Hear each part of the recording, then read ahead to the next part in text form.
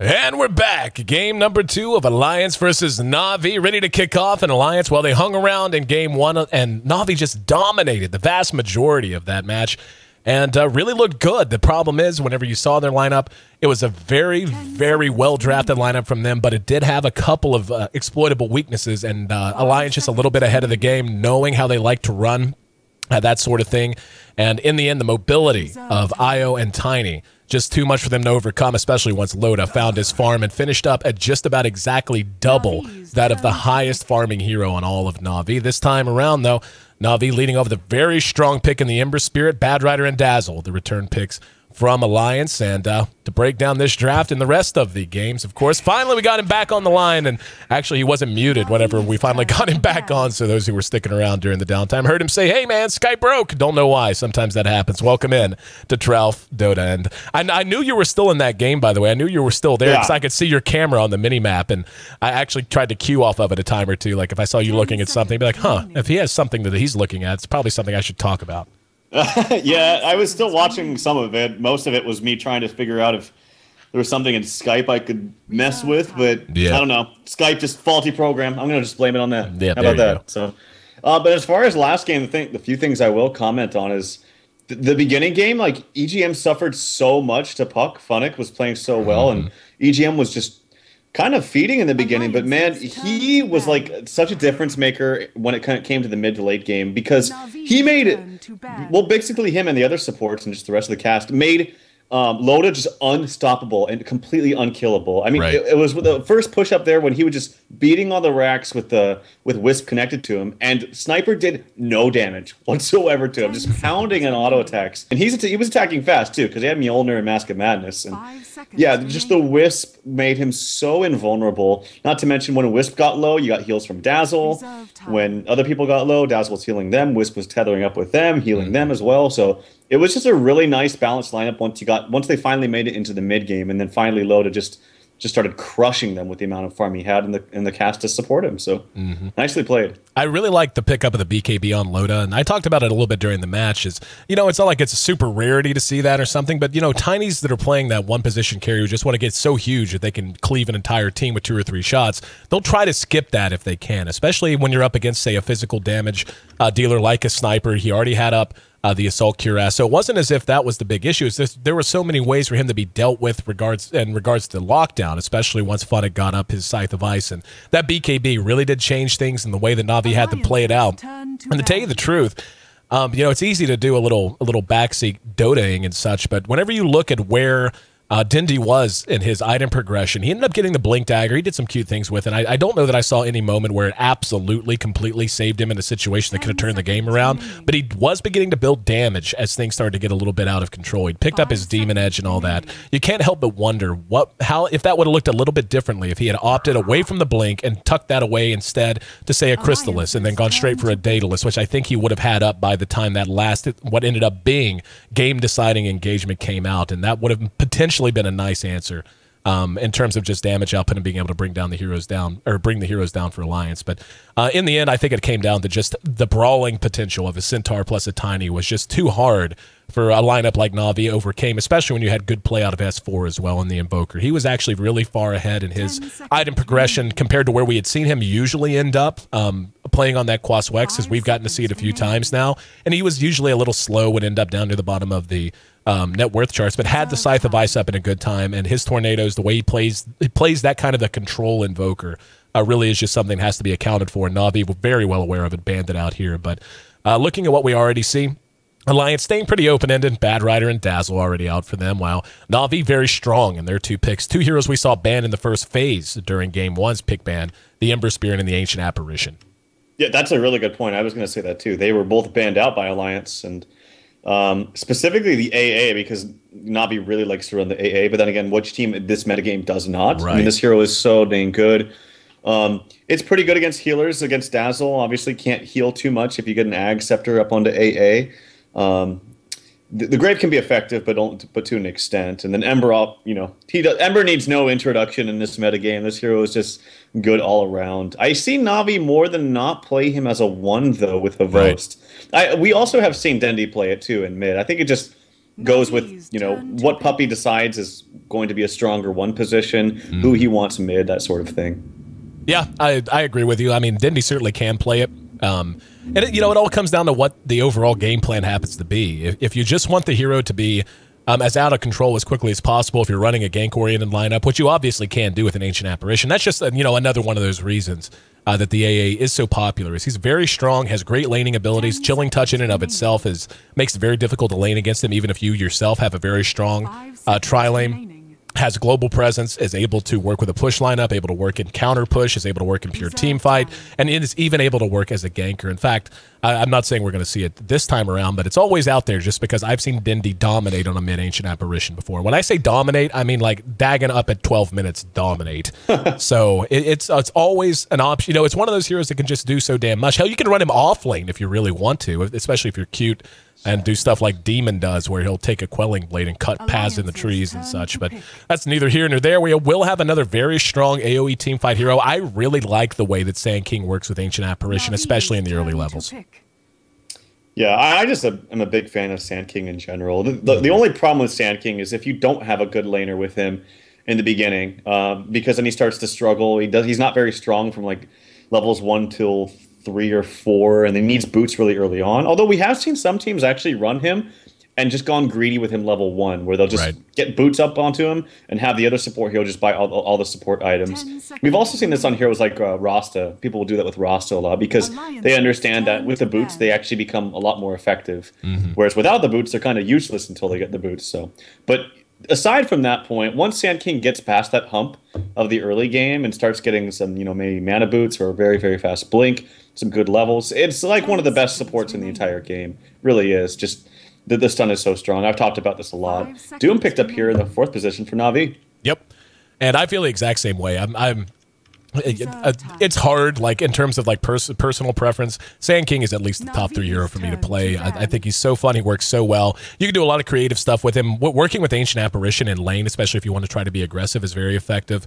A good Burrow Strike, even at level 1, so long as the Cold Feet is casted before you Burrow Strike, there's a very high probability, especially if you body block any at all, that you're going to get a Cold Feet proc off of it. It works very strong. He works really well with Crystal Maiden as well. Benefits a ton from her aura because that's one of the limiting factors for him outside of the relatively low range on Burrow Strike early on. He is just very mana hungry, and you can help make up for that there as well. But with the Doom pickup, I don't know. Like, it's Doom and Ember. When you see these 2 heroes come out, it's so you can't. There's no way to know unless you're in the chat with the captain who's going to be mid and who's going to farm. I mean, hell, you could even decide to do something wonky if you want to and run an aggressive tri-lane with that kind of a thing. So Na'Vi's still pretty wide open on the side of Alliance, though. Seems pretty clear cut.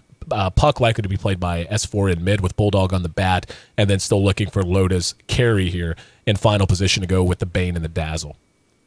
I think the safest route here for Na'Vi is probably a safe lane tri-lane with Doom and Ember mid. I think that would make the most sense for me, but we've seen them run a lot of, like you mentioned, aggro tri-lanes and like soloed Funnick on the Doom in the safe lane.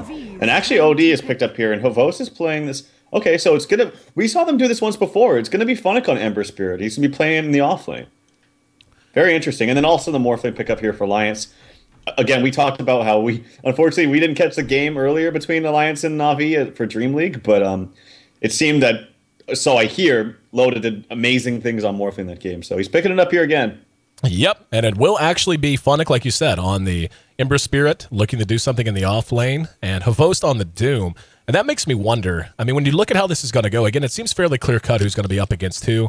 Maybe they try an aggressive tri-lane with a Doom. That is a little bit chancy, but, I mean, Bane, Dazzle, and Morphling, you can shove that around a little bit. I mean, Dazzle, it's so hard to call, really, because basically both sets of 3 heroes are extremely, extremely effective if you're perfect in your execution. It just comes down to how confident whichever team happens to be and what they're going to be able to do with it, and just as importantly, just how whatever goals they're going to want to try and accomplish early on. So I've really been enjoying, by the way, always a big fan of the fact that I have to flick on Dota TV from off to on to make sure it's on. Apparently I was off in Dota TV and had to correct it again. It was already set to on, but unfortunately this happened to us yesterday, actually. So yeah. So sometimes you have it set to on and it just decides, nope, you're not actually on, LOL JK. But such as it is, we do have Nahaz aboard for stats here in game number 2. And that's always nice to have him around, and hopefully he'll be able to stick with us. And yeah, I love that stat. I've actually read that before, that Na'Vi starting out 6-0 in the first few meetings of these squads, and then Alliance winning 4 of the last 5. Yeah, and as far as lane assignments here, Na'Vi, again, they're trying the same exact thing they tried last game, where they're sitting up here on the other side of the river and hiding behind trees looking for a first blood. But Alliance says, nope, we're not going to fall for that again, and they're just kind of setting up their lanes already. And it looks like Loda might be mid here for the Morphling. And I haven't looked at really the lanes as what they're going to do. S4 up top. He's got someone else's trees. He's holding on to Ake's tangos right now for the moment. But it looks like he might be up top with Dazzle for now. EGM, he's kind of just securing Rune bottom. I've seen a lot of teams do this now, by the way. It makes it hard for casters and viewers to see what lanes they're going to do, but I've seen a lot of teams just scout out both runes so they can maybe try to get one of those. But it looks like Navi's going to get the haste rune top. Could be really good for them. And Puppey gets a nice D ward right off the bat. Bringing down the vision from Alliance. Kuro still sitting on top of that haste. There's yet to do anything with it. Probably trying to decide where he wants to go. EGM's actually stopping in mid to try and protect in case they try to do something a little aggressive with the haste. And yep, they're going to go right on in. Dindy with Puppey, and looked like Kuro was heading in that direction. He's still kind of darting back and forth. Might still look to make something happen. We see this starting out as a duo lane for Puppey and Dindy. The Enfeeble already on to Dindy. Puppey was there with the chilling touch. And right beside him sits EGM on the Bane. And Kuro's actually going to go straight down, and this could be bad as Bulldog... Oh, this is so smart. They noticed Bulldog took Napalm first, and they're going to go right on him. And a couple of right clicks. There's the Burrow Strike to follow it. Doesn't look like there was any interest in Funnick to try and make a kill happen there. Thought, you know, if he had Searing Chains, and he did at level 1, they maybe could have done something aggressive there, but instead just opting to get the free damage and then fall right back into the laning pattern I'm sure they had decided on to begin with. Yeah, I didn't see the beginning of that. It must have been like 3 or 4 stacks of Napalm onto Funnick, and that's probably why he didn't want to engage. But again, I didn't see it, but that's just my guess. So unfortunately, we weren't able to capitalize on that haste rune, but nonetheless, it's going to be a dual lane versus dual lane here in mid, and it's kind of annoying on both sides. You have Enfeeble working against you, but even with Enfeeble, Navi or Dendy's still hitting for like 50 damage. Right. And he also has Chilling Touch if he needs it from Puppey. The very interesting thing is Havos is basically playing the off lane this game, as he's Doom up here, and he's only got 2 CS under his belt. And very interesting lanes by both sides, honestly. Yep. Loda being left by himself now, as we see EGM is rotating over, has that 1 point into Enfeeble. So not going to be able to try and do anything surprising with Nightmare to try to set up a little bit of aggression. But for right now, Havos is doing what he can. He's actually been caught by Poison Touch again, and we're going to have them attempt this. S4 is going to jaunt ahead. Right clicks are there. There was the Shadow Wave, and the Scorched Earth didn't buy him enough time. He came back out, ate a Tango, and First Blood ends up going to Alliance. So a very nice start for them, being able to slow Havos down. How Havos builds out is of particular interest to me as well. We can see Bulldog is trying to steal the jungle stacks, as is pretty standard on your bat. And already a rotation now from Puppey, making this a tri-lane again. Yeah, he unfortunately wasn't able to eat the tree fast enough and juke downwards.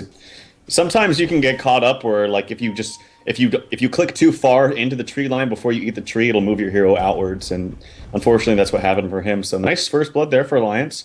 And even though this is very untraditional, this kind of lane setup of a dual lane Puck Dazzle, it's working out to great effect. And it's really shutting down Havos. Not to mention, S4 is going to get such an early Blink Dagger that it's really going to help his team. The only problem here is that Loda is getting nothing in mid. Like, he's got 3 CS compared to a 10 and 8 Dendy. Now, that's kind of to be expected, but he does have extra damage by morphing to the agility. The only thing is when you do that, you're also putting yourself more in harm's way if there's any kind of physical damage aggression or any kind of aggression from the mid lane. And obviously with Dendy hitting for 80 damage now with Enfeeble not on him, it's pretty difficult to get in range for last hits. Bulldog's doing a great job down here. We actually saw Havos Funnick kind of bork the Searing Chains there. Ended up getting nothing but creeps, and I think he was just a little late on using it. Loda's rotated up the top. We are seeing a lot of rotations, by the way, as Puppey's made his way up the top now to try and soak levels, as Havos has gone into the jungle, as mentioned, and is trying to play a little bit of catch-up. Dindy, as you said, in great shape, 17 and 12 on him right now, compared to what Morphling was able to do, or as is much more the case not accomplished there. S4 has come out. S4 will have an easier time of things here, and of course benefiting quite a bit from the early first blood. So, but right now, everything looking very stable. Puppy's going to make a very enticing target on this Ancient Apparition, though. He has to play super careful. Yeah, I think this was a necessary rotation because even though it's going to kind of hinder S4's farm, even he was free farming up top, I don't think you can afford to just have your morph be completely gimped for the first 10 minutes.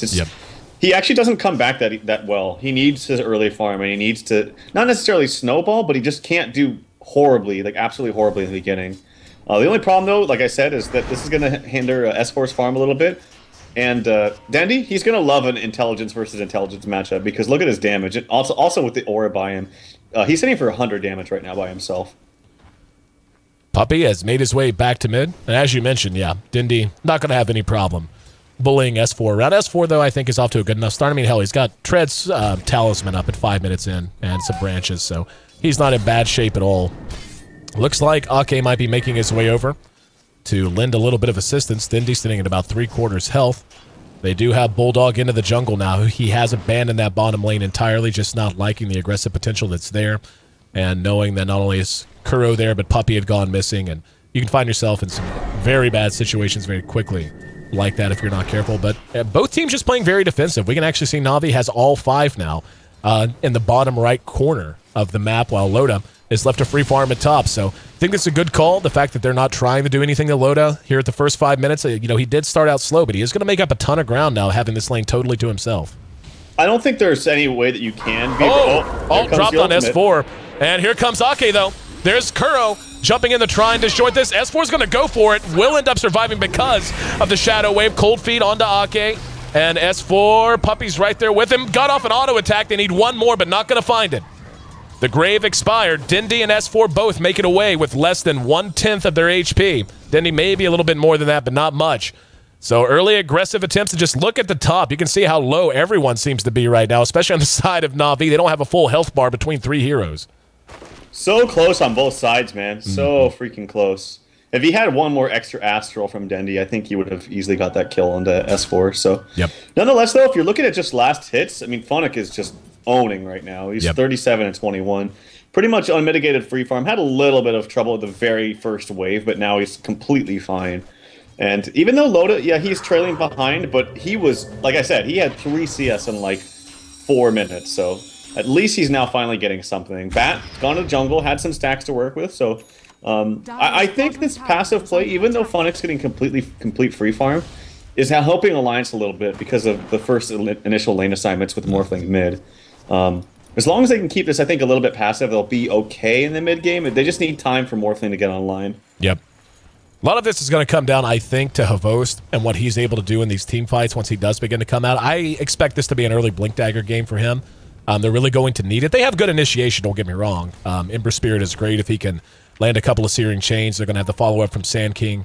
And Kuro, level 4, doesn't have a ton of gold to his name, just has a magic stick and a set of brown boots, but still, he's hanging and banging as well as he can reasonably be expected, given what he's had to do this game. But there's going to be a coil on the Dindy. Waning Rift is there. Here comes Kuro to disjoint it. They expected this. Bulldog trying to come in, does not have any kind of mobility item. There's going to be Funnick coming in as well, burning them down. And Havos coming out. They should be able to track down S4. He's going to be able to phase shift and jaunt away just in time. Now the return as Kuro burrow strikes on the Bulldog. Puppy's right there, and they do manage to trade 1 for 1. Sand King for the Bat. That's probably a win for Na'Vi, though, as the Bat certainly in dire need of a mobility item. Blink Dagger now delayed a little bit longer, but they did manage to pull Funnick all the way into the action in mid. So, I mean, at the end of it, it's 2 to 1, and we can see it is still favoring Na'Vi just a bit. I actually think that was a pretty good win for Alliance, simply because that was 5 members of Na'Vi running there, and you had both Bane pulling up here, getting some experience in farm, and Loda just free farming. Now has a Midas now, so not a bad timing for him. Also, that was, what was I going to say? Oh, yeah, Funnick, when he came in, his Searing Chains unfortunately missed all of the heroes. There was 2 creeps and 3 heroes right in the same vicinity, and it hit the 2 creeps. If it hit any one of those heroes, it would have been a completely different story. So, kind of unlucky there. Oh, yeah, as Bulldog gets taken out here. Dindy making the rotation. Yeah, no way they can do much. Dindy came over. Ake maybe was expecting to come in and land a grave. Got there a little late, as you said, Dindy hitting his ult. But right now it's the Dindy and Funnick show for the most part. Still feel like Havos is going to be a real key player once he continues to develop. He's getting close to, he's going to be level 6 as soon as he shows his face in lane again. And he's halfway to a Blink Dagger if he wants to get that before finishing his tier 2 boots. And I actually feel like that's going to be the right call. That way, with that, they can gank anyone. If you have Doom involved, you can gank the Puck reliably. You can gank the Morphling reliably. You're going to be able to shut down a Bat if you're able to jump him before he can go into Firefly. So, again, very key stuff. Going to be a very key component of what Na'Vi wants to accomplish. Going to be revolving around Havos just about as it always does. Blinks would certainly be effective. For some reason, I just feel like he's not going to get it. Like, in the back of my mind, he's either going to go, in my opinion, for like drums or ultra greedy and just get a Midas. But I don't know. Like, I don't feel like he's gonna get the blink. I'm feeling that sixth sense of mine. We'll see though. You could prove me wrong. It would still certainly be a fine item. Speaking of Midas, Dindy completes his in the meantime, and Kuro still sitting very low in terms of gold. Has 250 gold aside his brown boots. So if he wants a blink, he's gonna have to start getting some farm priorities soon. Morphling finds himself a DD, and we'll just head right back into farming. Taking a look at S4. He's got something on the way to him, or at least he should have. Nope, never mind. He just sitting on 250 gold, so would have assumed he had a bit more in his pocket than that, but Dindy showing back up. Kuro's basically just sitting here now and leeching experience, and I'm totally okay with that. The quicker they can get him to 6, the better off they're going to be. Yeah, and I think the reason why Midas might not be a bad choice for Havost, and he is going to go for Midas, yep. So good call. Yeah, he's going to go, and I think the reason why this is a good decision and could pay off is, one, you have Loda going for Midas, and this is kind of a 1 core. It's like a 1.5 core from Alliance. So if he's going greedy, you can afford to go greedy with more cores in your team, I think. And not to mention, what Funnick is doing is he's building more of a in-your-face type of, I want to fight early aggression build with the Ring of Aquila, and maybe goes for drums. I think drums would be good here before the Battle Fury. Oh, actually, mid. Yep, on the Dindy. Bulldog got his blink up, and they immediately rotated him into mid. He came all the way from top tier 1 under cover of smoke, and that's a very good kill for them to net, and a very nice way to reveal your blink for the first time. Yep, absolutely. It seems I've been seeing this a lot lately, where every single time a Bat Rider gets a blink, he's making good use of it the first time he shows it. So well played by Alliance, well played by Bulldog. Yeah, it's like you said. I mean, you can assume that he's going to have it by a certain time based on the last time you saw him, because he can't stay hidden on the map forever. But still, you're just never going to be like, oh, we're not sure that he has it, but we got to make sure we protect mid from what could be a gank in 11 minutes. Like, that's just usually not going to be the thought process. So Na'Vi losing Dindy, but still has his Midas and had it up quite a few minutes beforehand. Down at bottom, Puppy is now level 6 as well. Looks like he's farming towards some boots. Yep, Midas now coming online for Havost. That was very close, by the way, in mid. S4 dodged a bullet, almost got doomed up by Havost with the A-Blast hitting him as well, but able to predict that and was able to get away. So, well played by S4. By the way, he got an interesting build himself, too. He's gone 3-3, so not choosing to max his Illusionary Orb. He feels like he needs the extra duration on the Silence, I think, from Waning Rift, which is never a bad situation, well, I mean, especially look at up the against team. an Ember. Yeah, look, I mean, the whole team, really.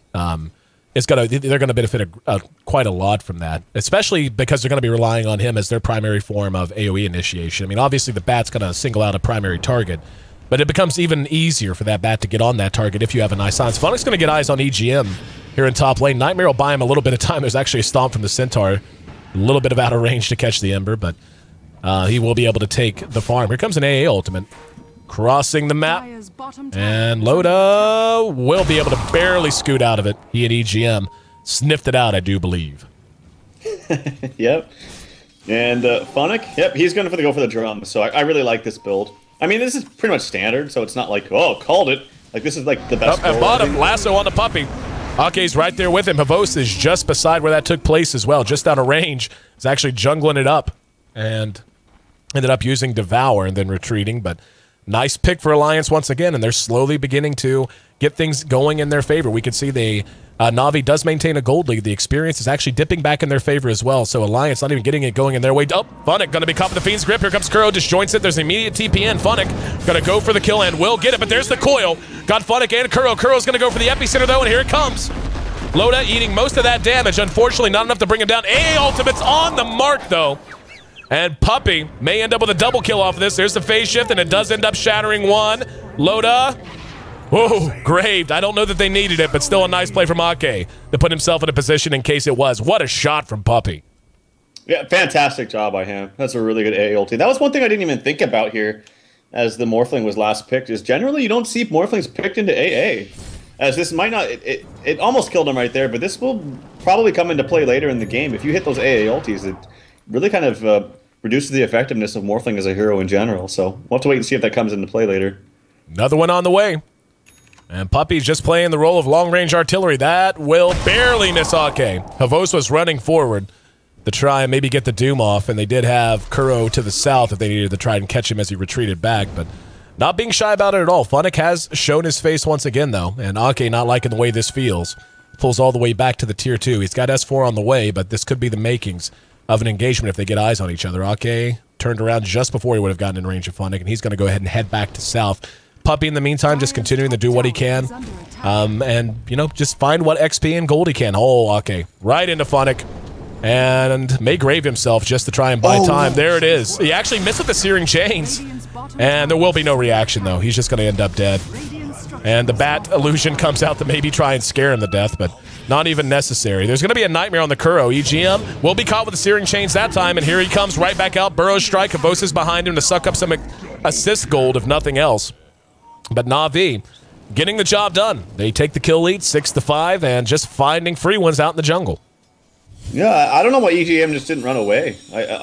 There was no one else in range. Even if Morphling did pour it into the illusion, they just didn't have the damage or the means to kill anybody. So kind of an unfortunate death there from EGM. Maybe he just wasn't expecting the cooldowns of the bullets, the Searing Chains to come back up from Funnick and caught him off guard. So good counter kill, or sorry, good series of kills there for Na'Vi. Loda? Ice Blast coming bottom. He's pushing the tower. Ice Blast, as you mentioned, on the way. And Loda will be caught with it. He's down to about half health, and not going to deter him, though. Making the right guess that the majority of Na'Vi is elsewhere on the map, and he'll get a tower because of it. In the meantime, at top, S4 might get doomed and will. They're going to pursue him in. Here comes the TP in, and S4 doing what he can, just basically eating and buying time. But Ake, a free one is Funnick wrapped around and comes back out very simply. They're going to have to pull back before they can pressure the tower, but Loda is doing what he can. His Midas is kicking in a bit. He's got up his ultimate orb, most likely on the way to a Lincoln Sphere. But at this stage in the game, no doubt about it, Na'Vi is really the tone setters. They have just made this entire top lane a killing field. Yeah, well, look at the net worth. I mean, it's Loda on top, no doubt, with the good farm rotation in the Midas. But then bam, bam, bam, you got 3 heroes from Na'Vi right there. Yep. Like, all pretty much the same net worth. And these are all strong cores, man. Like, Ember, OD, Doom. These aren't like pucks and, you know, quaps. And, like, these are meaty, beefy, strong late-game cores. That's very scary if you're Alliance. Do like the decision of Havos after the Midas to go right to a mech, and that comes out at 17 minutes. Not the best time, but certainly not the worst. Another AA ultimate. Let fly, and it's going to go ahead and go all the way down the bottom. Nobody's going to be home unless Loda hangs around, yeah, and he's not going to. So Alliance pulling back for the moment. Bulldog has his Force Staff up to go with that Blink Dagger, and we really haven't seen a whole lot out of him so far. We've seen him involved in some gank attempts. He's sitting at 1 and 2, but there's going to come a point, and it looks like it's going to be now, when Alliance has to start putting the Puck and the Bat Rider to use. They're going to go ahead and go on Dindy. They're going to have a Fiend's Grip off of EGM just to secure it, and S4's there to help make sure there was no counter initiation. Behind that, the mech does complete, but the more they can hold Dindy down, the better shape they're obviously going to be in. And if you look at the overall gold lead right now, basically the difference is the fall off between the #1 and #2 position heroes for Alliance. That actually barely missed Loda as he almost waveformed right into it, but a little early. Yeah, now Alliance has some really nice ganking potential with Bulldog, as he's trying to sniff out their Havos, but he should be fine, and he doesn't have Lasso. But this is why Bat is just so damn good, man. Like, he was nerfed a while back with the range of the... I think the most annoying thing is the range on the ultimate is kind of annoying to cast and catch on people. But nonetheless, you can still hit it, and it completely eliminates a hero right off the bat. Before a team fight even happens. So it gives your team the ability to fight 4v5 right from the get-go, which is always going to be a win, or at least more times than not. So in Bat, yeah, if they can continue to do this and get some pickoffs, Well, that's really what they have to do, honestly, because this is like a tri-core lineup from Na'Vi, and they're all farming well. So even though they're getting pickoffs, they need much more, I feel. Yeah, no, I agree with you completely. I mean, you draft a lineup with a Bane and a Bat. I mean, those are heroes who want to fight more often than not. I mean, they're certainly both very effective in the late game, but they're so strong in the early stages of the mid game and on even towards the later stages of the mid game that it's a waste if you don't, especially as you mentioned, which I think is really the big point here, is Na'Vi's lineup is getting farm on everyone. Hell, even Kuro's caught up and has a Blink Dagger now. After he basically just sat and soaked experience out of the jungle for the first 10 minutes of the game. So Alliance is going to have to get things together, and Na'Vi's going to run over them because Na'Vi's playing really solidly right now. And Funnick, already with a Mithril Hammer up. We'll see what he wants to turn that into eventually. But Havos is feeling very tanky, and he's going to have no problem just being at the front of these fights. There's an Enfeeble A ultimate shot behind the tower. EGM will be caught by it, and they're going to try to jump past it. There's a Nightmare and the Lasso going to end up grabbing Funnick. They do doom Admiral Bulldog behind the fight, though. We see action breaking out as well as Loda's coming back into the fight. There's the ultimate from the OD, and the Cold Feet do proc, so Loda trying to waveform to safety. The rest of the fight took place to the north, and it looks like it's gone all Na'Vi as they managed to track down Loda as well. And yeah, all of Na'Vi survives. Big 4 for none trade, and they're going to be able to push straight through to Tier 2, and yeah, that I don't know that they can afford that again. Like, this is honestly feeling like one of those games where one more big loss fight, and this tri-core lineup is just going to completely leapfrog ahead of them to the point that they're never going to catch up. They'll just never have map control again. Yeah, it's like a tri-core lineup, and it's like arguably two of the better supports with farm in the entire game, with AA and SK having good. Oh, here comes an ulti from Kuroki, actually. AA blast on the way on off the mark, unfortunately.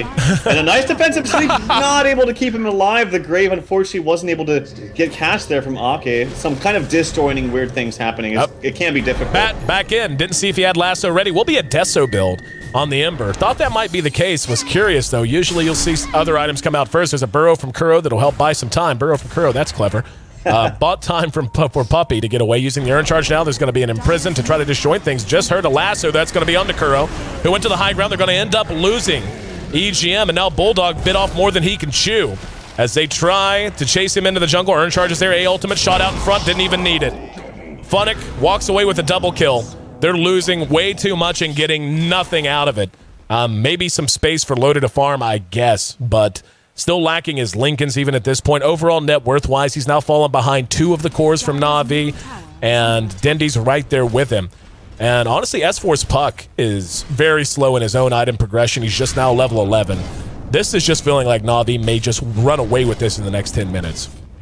The problem with, I think, Alliance's lineup here is that it is quite gank-based, and you have good initiations from Bat, but outside of that, I actually don't think their team fight is even as good as Na'Vi's. Even with Na'Vi having a tri-core lineup, there's some top TPs coming out onto Loda. Astro coming out. Dendy does get the deny. Nicely played by him.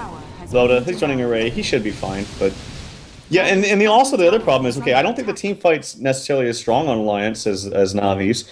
And also to mention that if Morphling gets hit by an Ice Blast from AA, I feel like he's not going to be that effective. He's going to have to kind of play defensive from the get-go. And if he gets an Ags up onto AA, on Puppy, it's going to be a long time with 17 seconds of playing defensive in a fight. Hey, ult is there. Got Bulldog with it, and the Searing Chains caught him as well. Bulldog's in a lot of trouble, has to back out of this fight. Puppy got caught by the coil, but it's irrelevant. Nightmare only buys so much time. Puppy manages to wait the coil out.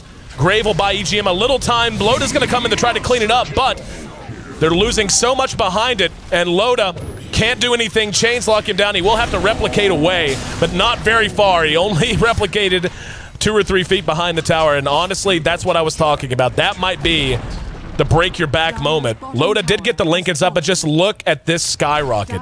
And there's no reason to believe Na'Vi's ever going to let Alliance out of their base again. They're going to end up bringing down the Tier 2 bottom. They have someone pushing Tier 2 top. Already that's Dindy, so he's going to have a chance to bring that down. And yeah, more or less all the map control you need to allow a Morphling to really farm well in the mid-game has just completely vanished, while Na'Vi maintains 4 of their outer tier towers standing. Yeah, this is what I talked about too, as far as SK, if he gets past that hump in the beginning and starts to get good core items. I feel like this hero is just so good in team fights. There's multiple times where I've seen Kuroki get multiple double stuns throughout an entire team fight.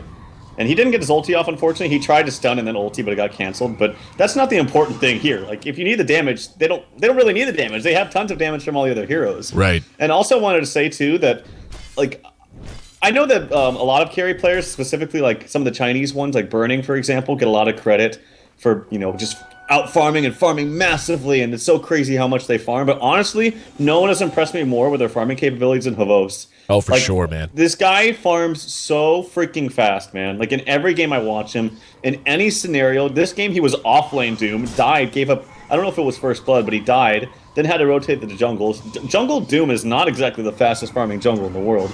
And look at his freaking items, man. He's top net worth. Alliance anticipating a Roche attempt. Na'Vi, though, not feeling confident enough to do so. They do have the Ember Spirit Remnant in there, but yeah, Bulldog getting Roche's attention, bringing him over. He will be able to go ahead and back out, but definitely feel like this is 100% Na'Vi's game.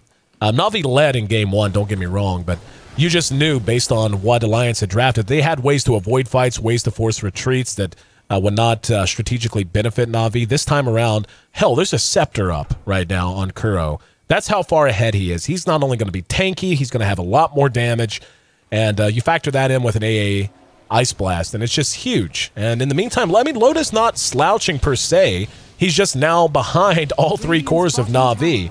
And like you said, Havos is just doing what Havos does, which is farming everywhere all the time, it seems like. And Scythe of Ice now done on Dindy, and that might be just about it. I mean, what do you do? Like, there's so many ways for them to account for you if you're the Morphling. Yeah, not to mention that even if, like, okay, even if Na'Vi are completely on the defensive, which we've seen them in some team fights, they have so many capabilities. Like, they have the Bolus to keep people down. They have the defensive Astral. They have Mech. They have multiple burrow strikes from Kuroki if they need it to just kind of stop the aggression. That's just if they're on the defensive. But as far as aggressive as, there is a nice Roche on here from Alliance, so that's a good little win for them, but they're going to definitely need much more than that. But on the offensive, I mean, just look at all the damage they have. Like, OD's going to go crazy. They have AA Blast coming out. He's almost got his Ags. The rest of the heroes just kind of speak for themselves, too. It's just very, very dire situation that Alliance are in. I just circled on the map. If you saw it come up in white, this is what I was talking about is, I mean, basically all of the safe territory that the Morph has to farm, he has to, if Alliance wants to farm at this point, they have to go down here and basically put them in a situation where if they get caught, they're just borked. And they have to always come back if Na'Vi decides to push. I mean, the efficiency of this is so low. And there's going to be an Ice Blast that actually catches S4 as well, and S4 has to go all the way home just in case there is any reprisal. But Na'Vi pushing into the tier 3, so now they're going to have to send everyone home. Maybe they'll wait and send Loda a little bit later. But yeah, they're split pushing 2 lanes, and these tier 3s are already being whittled down. And yeah, they're going to leave Loda there to split push on his own, but Na'Vi has towers to spare right now. They have the opportunity to just rush the high ground and go for it. And yep, they're going to mech right after the weave. There we go. There's going to be the Searing Chains. Got 2. That got Bulldog and EGM right beside each other. We actually see a Brain Sap just to give EGM some more health. Loda does manage to bring down a tower, but Na'Vi sold out, and what a great strike. OD ult to finish. What do you do? Na'Vi is just wrecking Alliance here in game 2. Funnick is so far ahead. The amount of damage output he has with the Chrysalis and the Deso. And yeah, anytime they group up at all, this happens. Except when they group up, it happens to 3 at once instead of just 1. And I don't think Na'Vi has to leave the tier 3 at this point. I think they can just slowly collapse on every tier 3 remaining. And this just feels like a better draft and certainly better execution out of Na'Vi. And there you go. GG. We're going to game 3, my friend. Yeah, very well played by Na'Vi. I mean, this lineup suited them very well. I've seen them do this multiple times as Funnick gets the holy shit spree once again. And I actually like his build, too, about not going for the Battle Fury. I think this Deso also just created much more damage for everyone else that was hitting targets. And well played from Na'Vi. And Alliance, I think when you go back to the next game, or the game 3, maybe think about just... If you're going to go for the ganking route, I think you also need to have heroes that can team fight, because I don't feel like these heroes can team fight against what Na'Vi had. They had so many stuns. They had Doom to lock one hero down completely. It just kind of speaks for itself. Look at it. I just think that, you could say a lot about different things about this game, but I think it was just an outdraft, to be perfectly honest. Yeah, I'm 100% on board with you. And I feel like they even executed better. Like, their movement, their reading of the map, and decision-making was on point. Funnick, by far, the standout performer there. 10 and 12. 10, 0, and 12 by the time all was over. That means he was involved in 22 of Navi's 24 kills. That's what a presence he was on the map the entire time. Puppy, sitting at level 11 at the end, had another couple of ones after that. 1 and 1 for him. He was on point with his Ice Blast. Dindy 4 and 2, not bad. Havos farmed like hell, but that's what Havos does. He and Dindy finished at just about the same GPM. And poor Loda just never could get into gear on that Morphling. So Game 2's done. We're looking ahead to our series concluding Game 3 coming up next. You're tuned into the D2L Western Challenge. I'm your host, Aaron AC Chambers. Guy on the other line, his name is Trout. You can follow us both on Twitter and elsewhere. You can check me out at AC, at AYESEE, Trout as well, on at TralfDota, TRALFDOTA. Gonna be down for just a few minutes, but we'll be back with the Game 3 of Alliance versus Navi here in the D2L Western Challenge. Stick with us.